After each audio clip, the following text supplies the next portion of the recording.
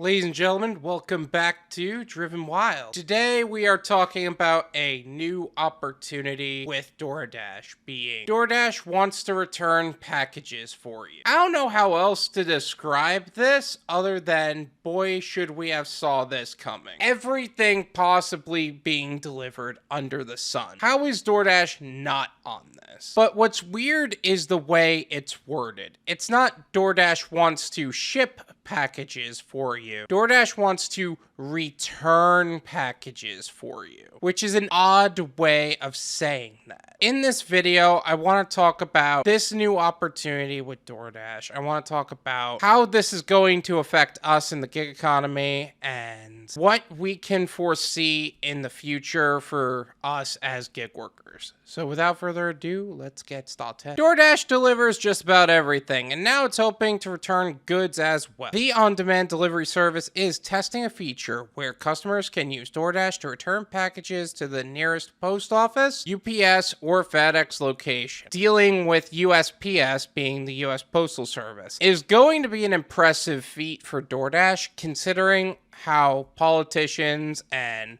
every single political person in the world has a particular vendetta against Doordash. So getting into something so federally mandated and governed, it's going to be a stretch for Doordash. But I'll tell you what, if they can manage to pull this off correctly, this kind of solidifies Doordash into the system. To request a free pickup, the package must be fully sealed with the prepaid shipping label attached, weigh less than 30 pounds, and be worth less than $100. A Doordash delivery worker will send an update when the item is dropped off. If the service sticks around, it could help resolve customers' dread of returning items. There's a lot being said here. Let's start with the first point, which is to request a free pickup. Doordash and free don't mix. Like, I don't know how many people realize this, but Doordash is a luxury service. There's no such thing as free with Doordash. Also, if it's free, what are we being paid for? If the service is free, then there's no 20% tip,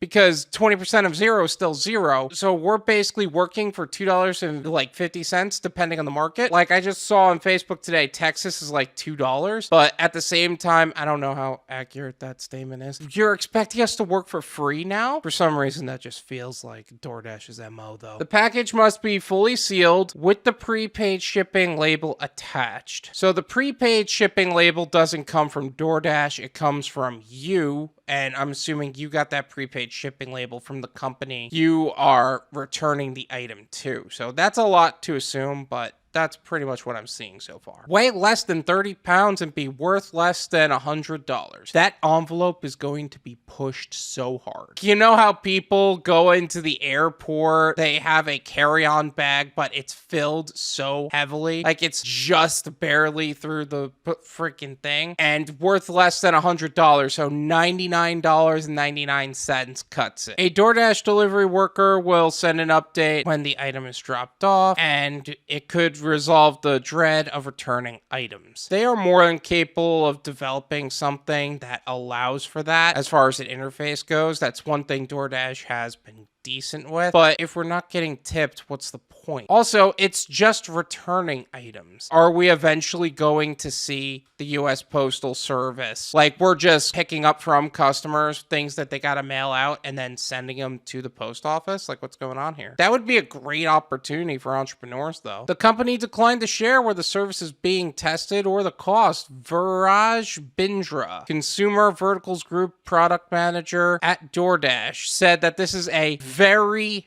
beta experiment that lets us test and learn. Okay, so this is very, very new. There's a possibility we will never see this. There's a fair amount of opportunity here if it wasn't free, because then we're working for free. There's also a big revenue opportunity for Doordash as returns have soared. UPS said that last year it expected to receive more than 60 million returns PDF during the holidays, a 10% increase the year before. If the service is successful, it could be an additional service for retailers on the DoorDash app. But if it's free, it doesn't mean much for us as gig workers. And what revenue is that? What revenue opportunity is there that returns is actually a thing? What kind of nonsense is that? DoorDash is not the first on-demand delivery service to offer this service. In 2015, Uber rolled out a limited time delivery return service that was available 7 days a week in Manhattan. The pickup service costs $4 and any item with a receipt and return label could be returned to a retailer. But it seems like they pulled that service back.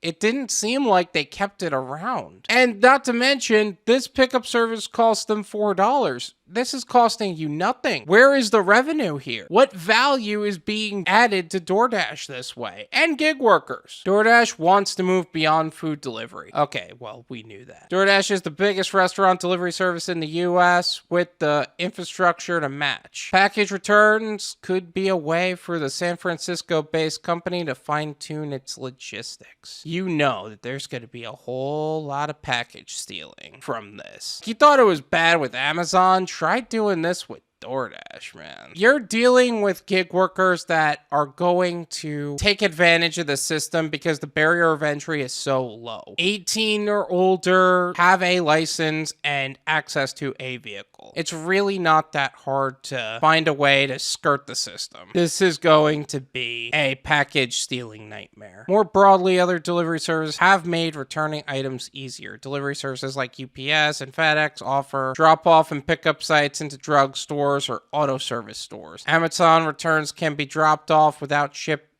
the shipping box at Whole Foods. This also comes as food delivery companies have been searching for new sources of revenue, as food delivery is expected to wind down as the pandemic eases. This is my opinion. It's worth what you pay for it. None of you pay me. There you go. I think that the ability to enter the postal service is going to be an overall good thing for DoorDash and Uber Eats and Grubhub. The reason why I say it like that is because DoorDash kind of led the way on this, because let's be honest, DoorDash is the company that is trend setting for the rest of the other apps. As much as I hate DoorDash and I hate to say it like that, it's a fact. Like, DoorDash is the company that people kind of are modeling after. The only difference is Grubhub was the first to provide gas assistance. And then Uber Eats followed after that, only for DoorDash. So as far as actually paying us, Grubhub leads the way. But as far as increasing the number of opportunities, DoorDash is leading. However, there is one downside I'm already seeing. The value of the return package delivery is literal free, which means there is zero tip. There is terrible base pay on DoorDash. So there is a lot of expectation placed here. Either way, it's a choice you gotta make for yourself. I'm sure you're gonna have just as much opportunity to say no to it as you would with DoorDash as a whole, just as you would with any other order as a whole. Thank you so much for watching. I really appreciate it. As always, make sure to hit the like button, subscribe if you're new, and I'll see you guys next time. Peace.